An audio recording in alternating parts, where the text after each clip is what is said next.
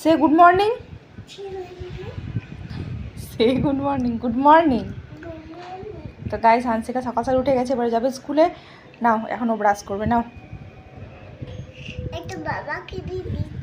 বেশ তুমি ব্রাশ করো। হ্যাঁ দাঁতটা মাজো, দাঁতটা মাজো।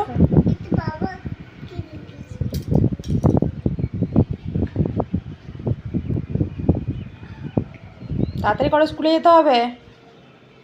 তাড়াতাড়ি তাড়াতাড়ি, ফাস্ট।